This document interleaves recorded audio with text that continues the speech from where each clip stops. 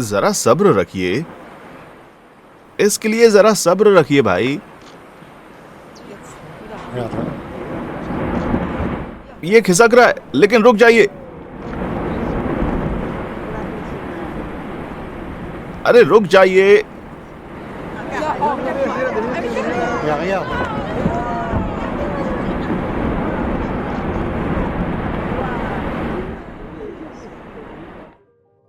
तो ये वो नज़ारा है। बर्फ की इस मोटी चादर के ढहने की प्रतीक्षा करने के सस्पेंस से बढ़कर मुझे नहीं लगता कि यहाँ कुछ और नहीं है। इसका वजन हजारों, कभी कभी सैकड़ों, हजारों या यहाँ तक कि लाखों टन तक का होता है, जो टूट कर ढह जाते हैं। तो दोस्तों, हिमखंडों के टूटने और ढहने वाले बर्फ के पुलों से लेकर ग्लेशियर के लैंडस्लाइड होने तक वो घड़ी आ गई है कि आप लोग आराम से बैठकर कुछ सबसे लुभावने बर्फ के टूटने वाले क्षणों को देख सकते हैं, जो शायद ही आपने पहले कभी देखे होंगे और शायद ही पहले कभी कैप्चर हुए होंगे।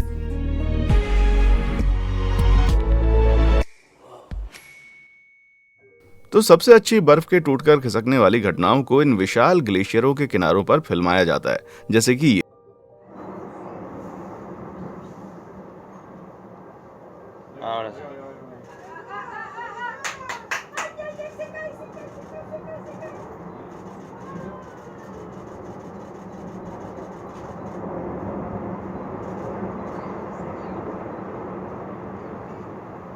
तो दोस्तों, ये ग्लेशियर तब जन्म लेते हैं जब बर्फ की कई सारी परतें एक दूसरे के ऊपर कई सालों तक सिकुड़ जाती हैं, धीरे धीरे आगे खिसकना शुरू कर देते हैं। ग्लेशियर के बेस और किनारों पर फ्रिक्शन बढ़ने के कारण जब ये लैंडस्केप से गुजरता है तो ये स्ट्रेच हो जाती है, जिसके कारण बर्फ की परतों के बीच विशाल दरारें या खोखली जगह बन जाती हैं।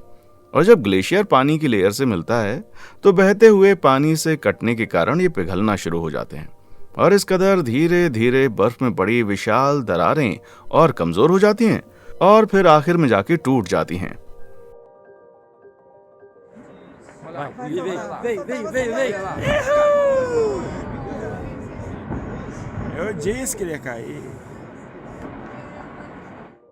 तो ये वाली और जो फुटेज आपने पहले देखी थी ना, ये पेरेटो मोरेनो की है, एक विशाल 19 मील लंबा ग्लेशियर जो अर्जेंटीना में स्थित है।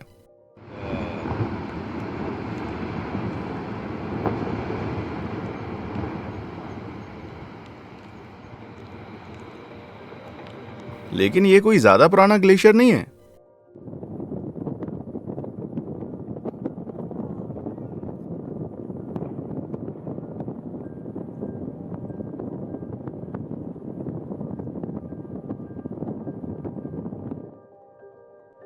बर्फ की ये नदी बर्फ के पुल बनाने के लिए मशहूर है और ऐसा इसलिए है क्योंकि ग्लेशियर जिस झील पर फैला हुआ है उस झील का पानी एक समय पर बर्फ को पिघला देता है, जो धीरे धीरे करके ऊपर की तरफ बढ़ता है।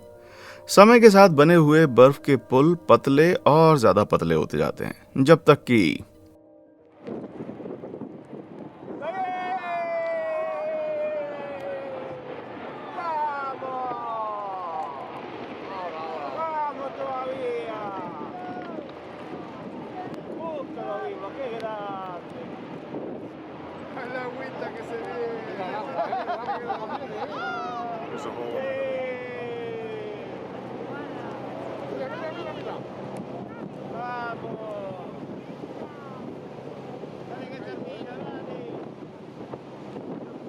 बहुत बढ़िया। लेकिन ये जो पुल 2016 में बना है ना, इसका काम अभी खत्म नहीं हुआ।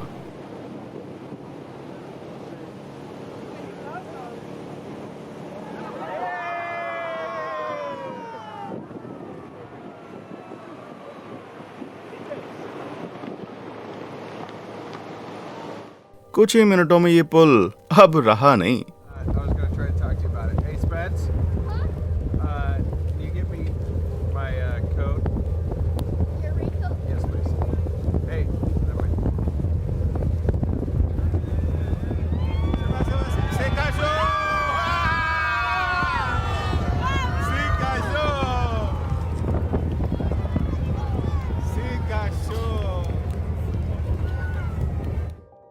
शुद्ध संतुष्टि, और ये एक ऐसी घटना है जो यहाँ पर लगभग हर साल होती है।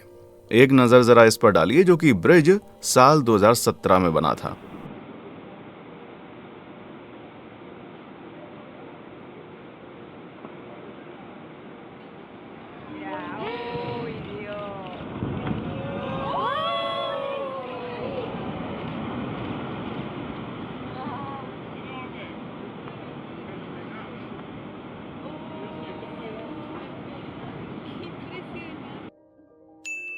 लेकिन ये आइसबर्ग का सिर्फ एक सिरा है। जी हाँ, सचमुच ये एक हिमखंड का सिर्फ एक सिरा है जो टूटकर खिसक गया है, मतलब टूट गया है। ये अर्जेंटीना का उपसाला ग्लेशियर है।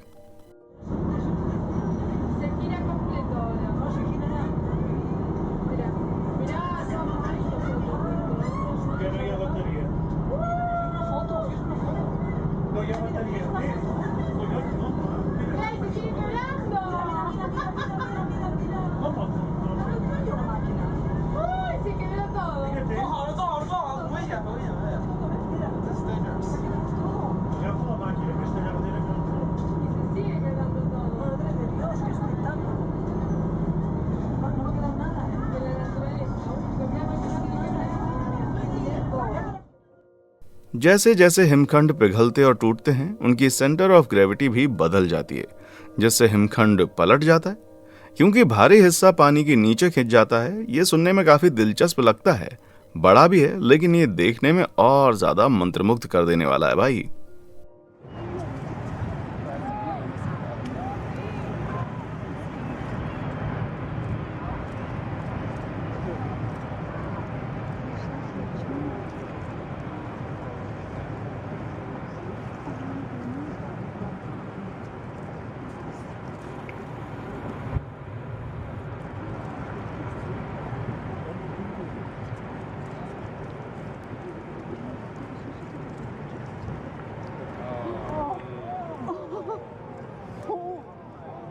Oh gosh. Oh, das ist ja Wahnsinn. Ja. Das kann doch gleich zurück, denke ich mal. Oh.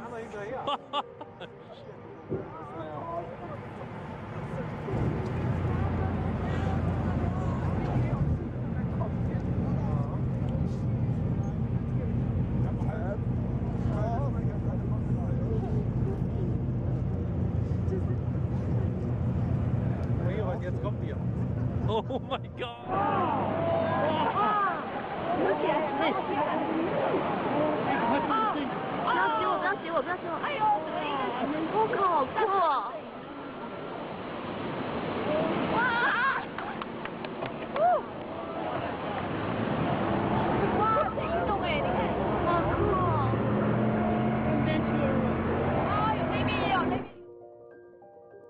चलो ठीक है, इस आखिरी वीडियो की क्वालिटी के बारे में माफी चाहता हूँ, जिससे आज से 14 साल पहले इसको बनाया गया था।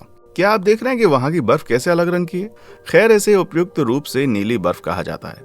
बर्फ का एक अत्यंत रेयर रूप जो शुद्ध बर्फ के कंप्रेशन से बनता है। यह उस समय की बात है जब प्रदूषण से पानी और हवा को दूषित नहीं किया जाता था। हालांकि ये काफी खूबसूरत है, लेकिन इसकी तुलना हम इसके घटने के साथ नहीं कर सकते, जो कि मेगा केल्विन घटना अलास्का के होलगेट ग्लेशियर पर हुई थी।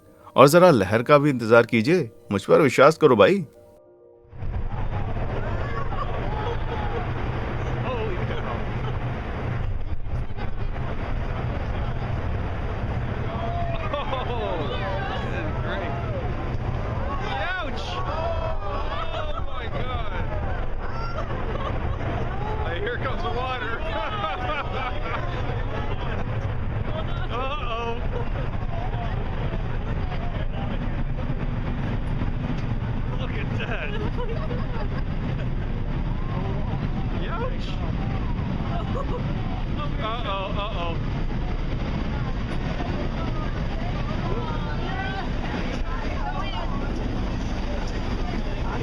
That will be all right.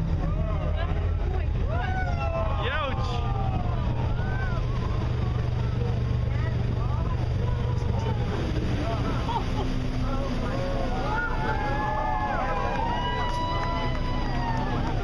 All right, that was great. ये वाकई में भयानक था। हालांकि ग्रीनलैंड में बर्फ का ये पुल ढहना और ज्यादा डरावना लगता है भाई।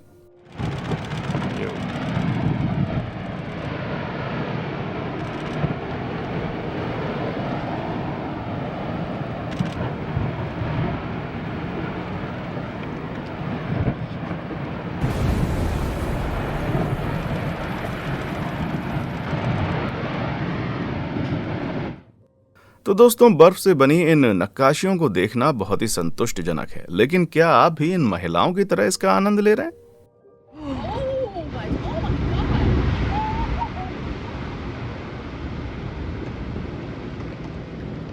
Oh my god, that's a snow.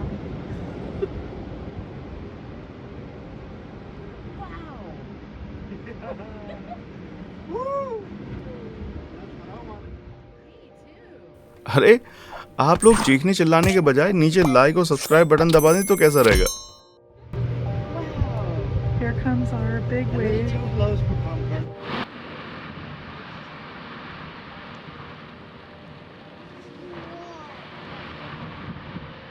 ठीक है, बातचीत और चीख पुकार कम करते हुए आइए आराम से बैठते हैं और इस अगली विशाल प्रसव की घटना को देखते हैं।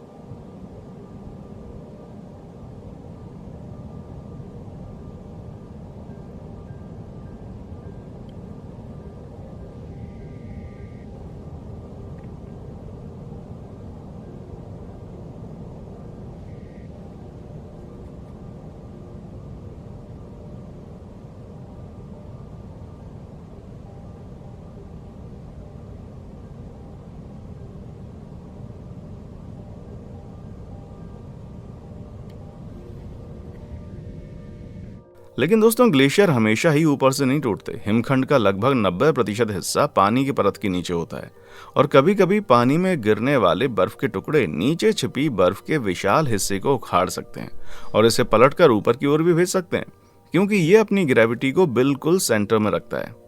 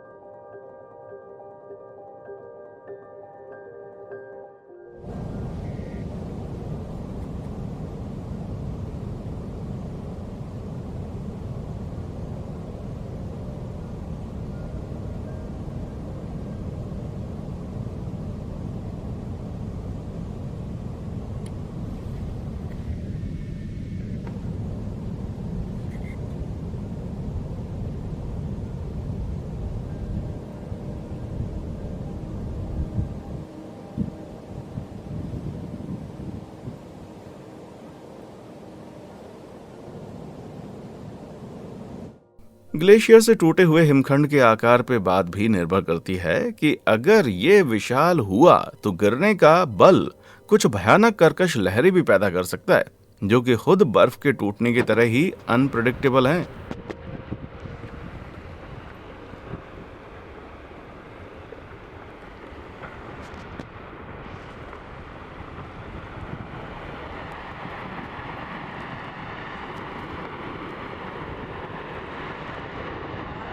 Oh!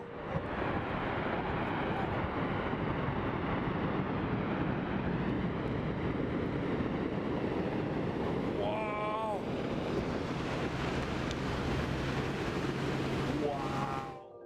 कितना कूल है ना। खैर, मैं थोड़ी देर के लिए अपना मुंह बंद रखूंगा और आपको इन अगली क्लिप्स को बिना रोक टोक के आनंद लेने दूंगा।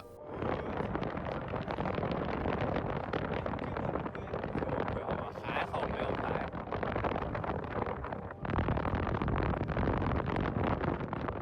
哎，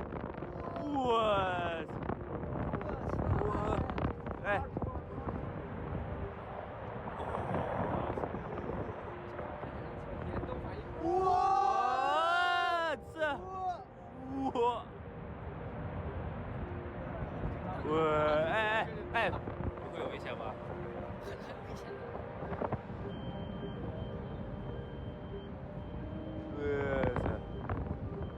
这波行程是不是突然止了？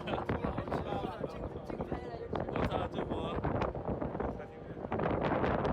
好危险！我操，这浪，好危险！这浪，哦，哇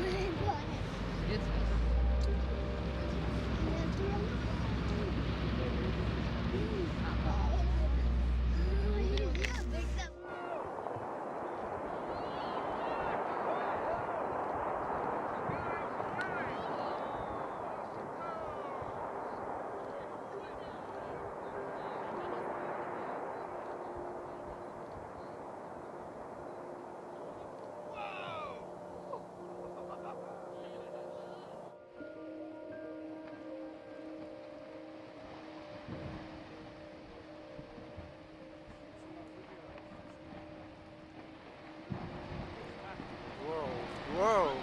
Whoa! Oh! Oh! Woo!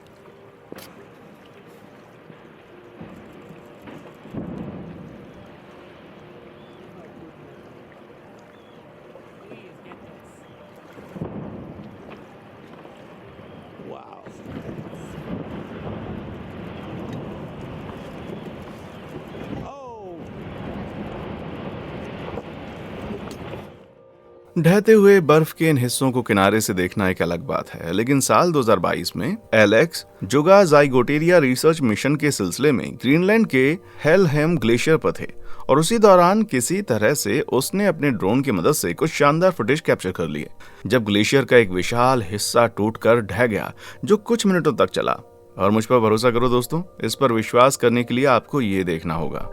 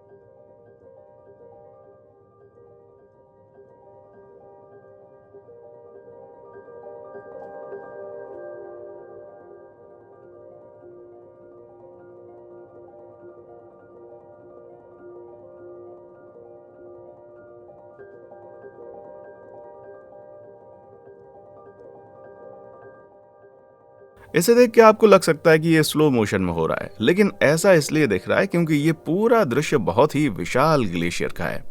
अंदाजे से कहें तो ये दीवार लगभग 260 फीट ऊंची है, इसलिए इस ग्लेशियर के जो सबसे बड़े टुकड़े टूट रहे हैं वे लगभग 3000 फीट चौड़े हैं। ये बुर्ज खलीफा से भी ज्यादा चौड़ी है भाई, जो दुनिया की सबसे ऊंची इमारत है। वाह।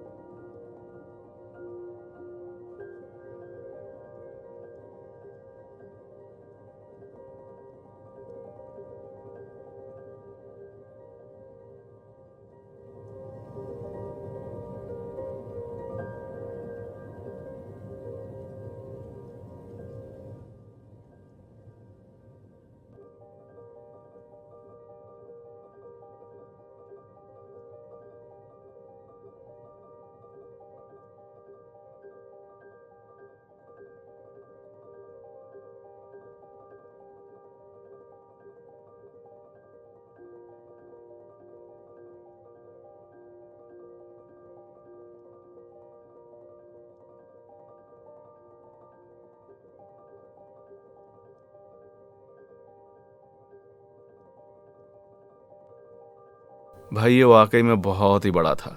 इस समय तक ये तो स्पष्ट है कि आप कभी भी ठीक ठाक अंदाजा नहीं लगा सकते कि ग्लेशियर, बर्फ का पुल या हिमखंड कब टूटने वाला होगा। और क्योंकि ये अनप्रेडिक्टेबल है, इसलिए इसके बहुत करीब जाना एक खतरनाक कदम हो सकता है। और हाँ, आपको बता दूं कि जहां भी कोई खतरा होता है ना, वहां हमेशा कोई टूरिस्ट बहुत ही करीब खड़ा होता है।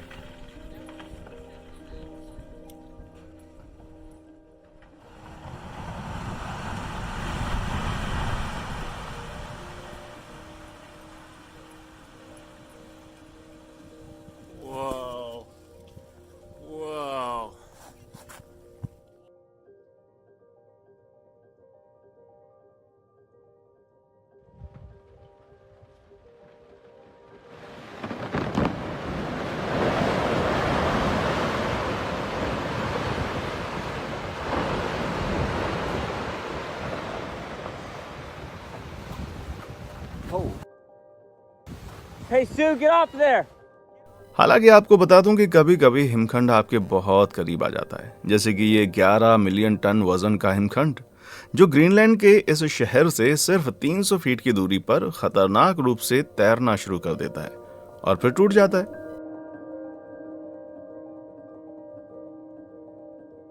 लेकिन अगर यहाँ याद रखने वाली कोई बात है तो वो ये है कि किसी भी हिमखंड पर नहीं चढ़ना है, क्योंकि ये अपनी सेंटर ऑफ ग्रेविटी बदलने में ज्यादा देर नहीं लगाता।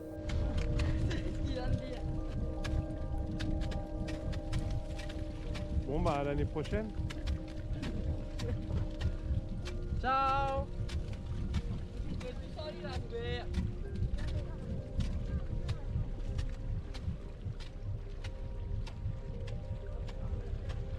Oh, attention! Mike! Oh putain! Merde, vite, vite, vite! On retourne dedans! चिंता मत करें, इन दोनों बेवकूफों को बचा लिया गया था, भले ही ये उन्हें डार्विन पुरस्कार का दावेदार बनाने के लिए काफी मूर्खतापूर्ण विचार था। आपको सबसे ज्यादा मजा क्या देखने में आया, हिमखंड का पलटना या ग्लेशियर का ढह जाना? मुझे नीचे कमेंट सेक्शन में आकर बताएं। और देखने के लिए शुक्रिया।